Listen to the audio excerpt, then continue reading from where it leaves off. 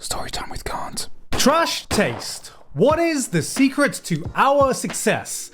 Is a question we get asked at every fucking interview, I swear to God. Yeah, every time we get interviewed for a magazine or an article or something, even if it's included in the final version or not, we get asked this question, and every single time, the three of us look at each other and go, well, we don't fucking know. So today I thought I'd take some time to reflect on the journey we've had, tell a bit of the origin story to add to the trash taste lore, and really try to answer that question myself. So let's start right at the beginning, which I don't really know where the beginning is. Do you want the long version or the short version? So for disclaimer, all of this is from my perspective, so the other boys might have a different insight of what happened. But from what I remember, I've always wanted to start another podcast. If you didn't know, I had a podcast before called Potaku, which unfortunately ended, and ever since that ended, I always wanted to make another podcast with other people. But for me personally, I knew that if I was going to make another podcast, it needed to be a step up from what I did before. So I wasn't going to start one unless it was on camera,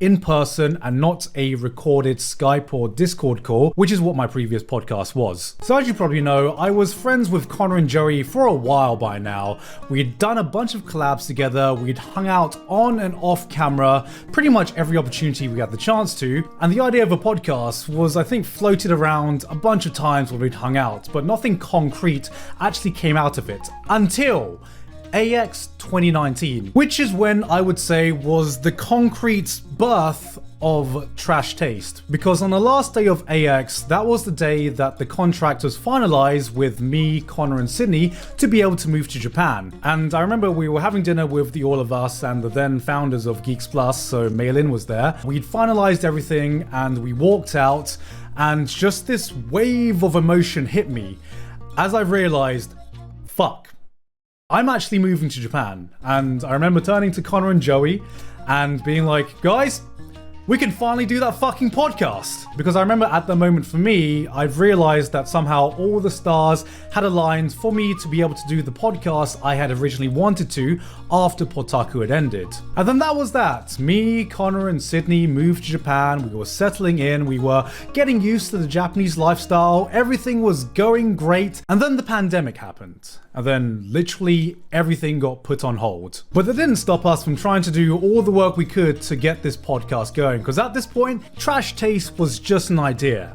And it wasn't even called Trash Taste. It was just Untitled Anime Podcast. So our first job was pitching this idea to Geeks Plus, because while we were going to front most of the initial cost for the equipment and the setup and everything that we needed their help in getting a place and renting out a studio. Because if you haven't heard the stories from Trash Taste, just renting out an apartment for ourselves was a hard enough job. So we definitely needed the help of a company to set this all up. And I remember the three of us had to prepare this pitch, and as unprofessional as we seem now, we went full fucking business mode for this pitch, man. I remember Joey wrote like this entire proposal and then translated it into business Japanese. Thank fucking God Joey is Nihongo Jozu. And then we had to go in and fucking pitch it. It was like an episode of Dragon's Den or fucking Shark Tank or whatever. And so in this meeting room when we're going through this pitch, going through the proposal, and basically trying to explain how three idiots talking about anime could be a sustainable business plan. And I remember during this pitch, we said that we aimed to get 100,000 subscribers within a year, which I know is ridiculous in hindsight. It's so ridiculous in hindsight that I remember I think we reached that within a week of us launching. And after we reached that, I remember Maylin coming to us and was like, were you bullshitting us? Because we had smashed the target we had put in that proposal so fucking hard that they literally thought we lied. But I swear to God we didn't, okay? Because look, to explain myself, because everyone thinks we've really undershot our target. At the time we were just AniTubers, and AniTube as a whole had failed to like grasp the wider YouTube audience outside of our own bubble. So we were comparing our numbers to other big anime podcasts that existed at the time. Like I think Rant Cafe was just about 100,000 100,000 subscribers at the time. Not only that, but we looked at a lot of larger creators and their podcasts and saw the ratio between their main channel and their podcast channel, and we kind of extrapolated that data to kind of try and approximate the same numbers that we could expect. You know, it's kind of easy to say looking back that, of course you guys were gonna do well, it's the 3 biggest AniTubers or whatever. But you gotta understand that now Trash Taste views rival our own main channels, and that's really fucking rare for a podcast to be able to do that, and I still think it is pretty rare. So no, Maylin, we didn't lie. That was our honest prediction.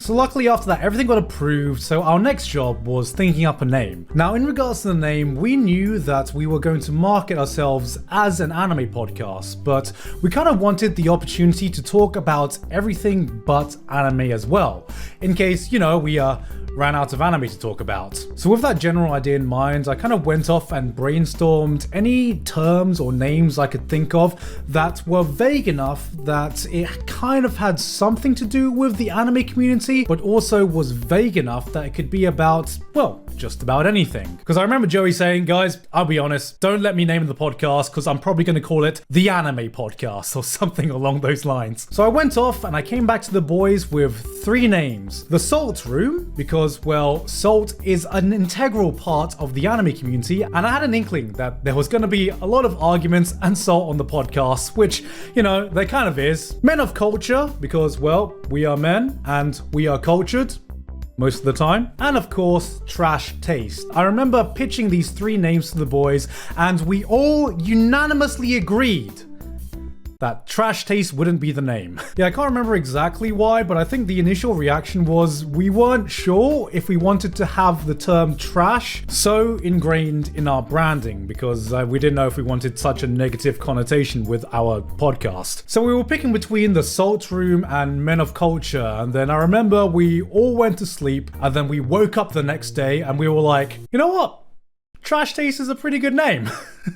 Looking back, I can't think of another name that more perfectly encapsulates what the podcast is about. So I have nightmares where I have flashbacks where we wake up the next day and we still unanimously agreed that we wouldn't name our podcast Trash Taste. So thank God we weren't fucking idiots. So our next challenge was finding and building a studio, and luckily Geeks Plus came in clutch and found us a pretty good apartment. So our first studio wasn't actually a studio, it was just a soundproof apartment that was built for musicians that we redecorated into a recording studio. And if you've seen the moving vlog from when we moved to the old studio to the new studio, you'd know that it was fucking tiny. We chose an apartment that was the bare minimum of what we needed to get this podcast recorded. And that's because apartments in Tokyo, especially soundproof apartments, are 1, really hard to find, and 2, fucking expensive. So in fact, we had to try and find a studio that was on the outskirts of Tokyo just so we could cut back on costs at the time. Because after we found the apartment, we actually had to build the studio, and the 3 of us have no idea what the fuck we are doing. I think we left the decision in terms of most of the equipment and stuff to Connor, because we were like, Connor,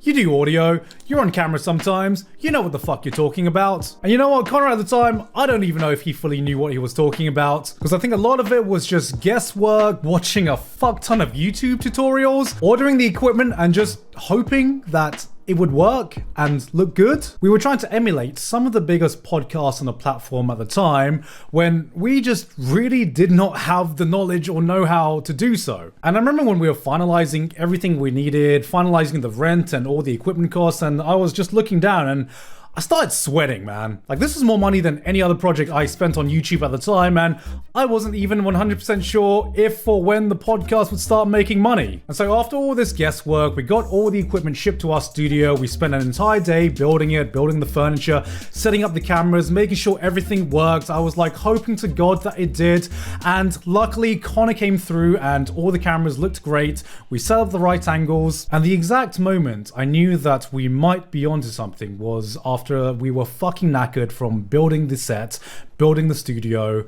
We were going to do a quick 5-minute camera test to see if Mudan could edit it fine. So we sit down to talk for 5 minutes and we ended up talking for 30 minutes. And the only reason we stopped was not because we ran out of things to talk about, but because at the time, the camera that we had a 30-minute recording limit. So we literally just talked till the time limit ran out, even though we were just meant to do a quick 5-minute conversation for just an on-camera test of how the studio was going to look. And you can see that recording if you want. You can go to trashtaste.com/Patreon. It's our episode 0. This wasn't meant to be a shout out, but I mean, it's there if you want to see it. And that's how we got our start. We filmed our first few episodes, we launched, and we completely obliterated our target within the first week, as I've already said. But I knew that the most important time for Trash Taste would be the start and getting some momentum going for the channel. And so I had an idea where a lot of my ideas come from while I was taking a shower.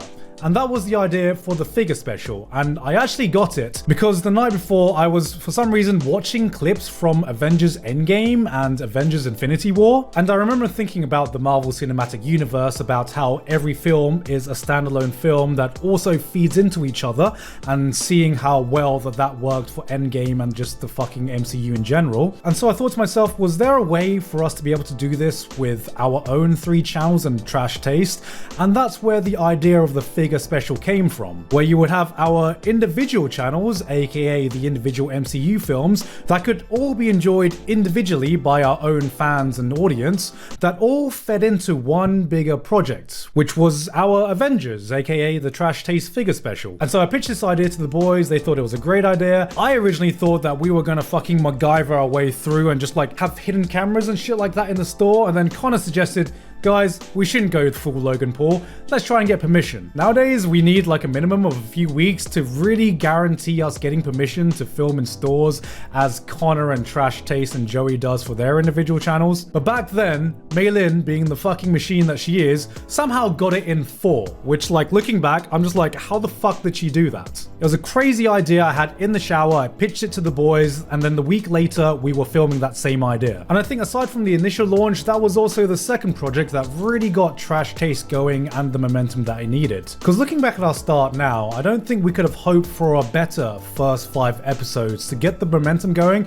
and really establish what the podcast was about. We had the introduction episode, we immediately had an episode that was not about anime, just to completely establish that this wasn't just going to be an anime podcast, even though that's kind of how we marketed it. We had the anime episode, and then we had the figure episode, and then we had our first guest episode with Chris, which I'm just checking out is our second most viewed episode ever. Fuck me.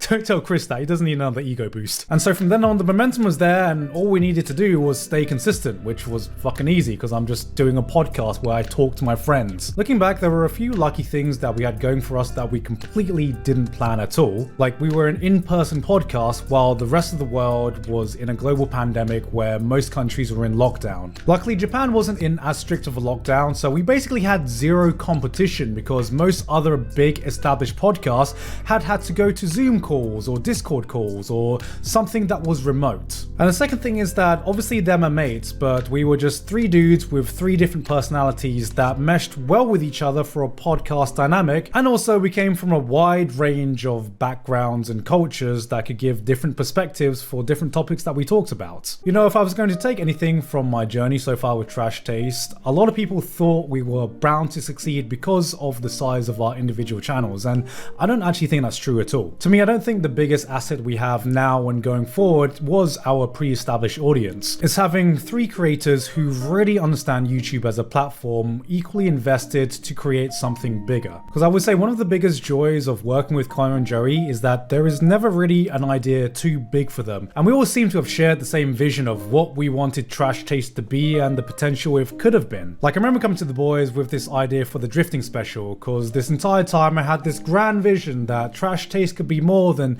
just a podcast. And for one of the first time in my life, I wasn't met with resistance, but instead immediate enthusiasm. Because they were always my friends, but now we're also co-workers who build on each other's strengths and cover each other's weaknesses. Because this is just my own perspective about everything that happens, but I think we all know that Trash Taste wouldn't have succeeded without every single one of us. This ain't your normal group project. I think we've all in our own way contributed equally to the success that Trash Trash Taste is seeing right now. Because irregardless of everything I've just said, I think the biggest reason to the success is, surprise, surprise, our genuine friendship. You are my nakama. You know, it might sound predictable and cheesy, but as someone who knows a lot of stories about some things that go on behind the scenes in YouTube communities and all that, genuine friendship is rarer than you think. Before Trash Taste, we spent far more time hanging out off camera than we did on camera in any of the projects we were involved in. And irregardless of how big our viewerships were, or how big our audiences were, or how many subscribers we had, that time was more valuable than anything. Trash Taste right now is far, far bigger than any of us ever thought it ever would be. But we know that despite that,